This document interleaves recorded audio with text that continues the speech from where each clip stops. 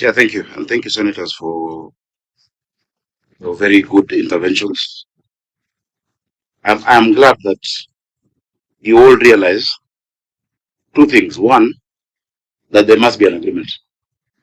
The law provides there should be an agreement. And unless you amend the law here, but the law that you've given us as a legislature says there must be an agreement between Nairobi and the national government. I'm glad that there's that realization. Number two, I will emphasize there is no transfer of functions. In this agreement, the national government will do its work and the county will do its work. This agreement is not to oversight county functions per se. When you see a chair committee with a PS of Interior, security is not devolved, but why am I chairing a committee that has a PS for Interior? Because there are security concerns in the capital.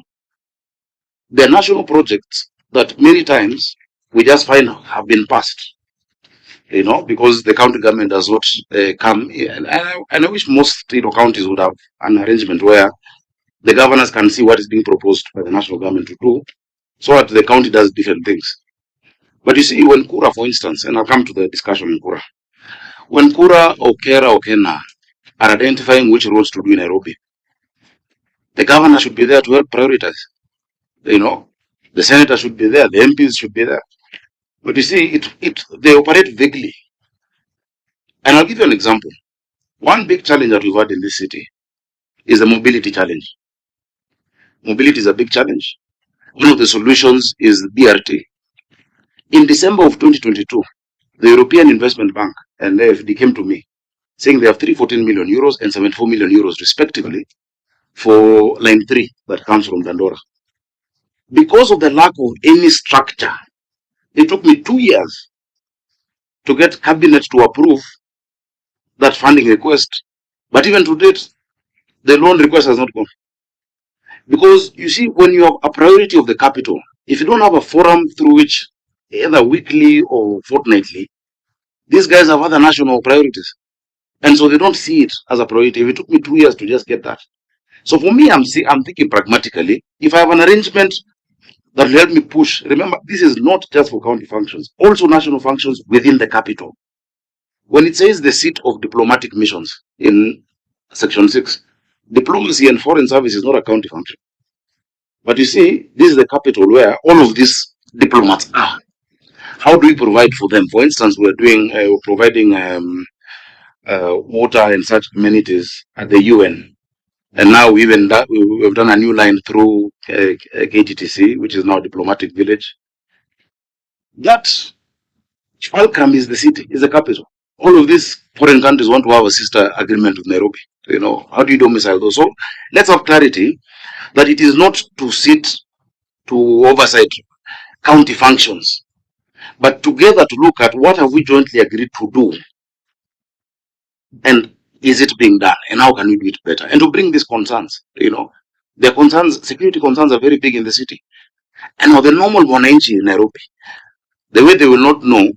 I saw another demonstration the day before yesterday on the Eastern Bypass because vehicles were, I think, submerged, and someone's vehicle was really injured. And if you hear them, they're talking about the governor. That is not even a Kura road, it's a Kenha road. Now, the Senate needs to be radical. Because, I have a choice to do two things. One, I can pontificate and say, this is the purity of how the arrangement needs to be. So let me wait for the day you disband Kura and Kera and Kena for me to have a discussion on roads in Nairobi. Or I can be practical and say, I need these roads done. And if there's a situation where I can get more resources, I've just calculated for you 7 billion, 6 billion, 3.7 billion. If there's a situation where I can get more resources as the governor, as the Senate and National Assembly works on disbanding these agencies, I will go for that money. Because my people don't want to know a lot of English about, they want things done. They want things done. And the city must move. And let me give you an example. Because this is a discussion we had for a long time. And I remember the late the minister saying, actually being very strong, even when MPs were against him, saying Kura and Kera must be disbanded. He even gave somebody a task, a former PS, to do a paper to see which counties can actually absorb those functions. Because not all counties have that capacity. You know, Kura and Kera work throughout the country. Kura is not only in Nairobi. Kura is in Nakuru. Kura is in anywhere with an urban aspect. The ruling that was passed last year on RMLF that was suspended is where the real story is. If you look at the constitution, it defines only two levels of roads: national roads and county roads. Number two, county roads make up close to 70% of all the roads in the country. Now, every person on a road in Kenya is paying fuel for roads to be maintained. Last year, they collected 119.7 billion. Out of that 119.7 billion, 70% of it that would come to counties would be 83.9 billion. Out of that 83.9 billion, Nairobi would get more than 10 billion.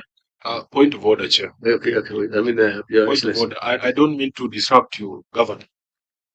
We are only in agreement with all those things you're saying. We have asked specific questions about the constitutionality and legality of the agreement. Okay. In order for us to use our time best, I think you should just answer the specific questions we've raised, because we have been very clear.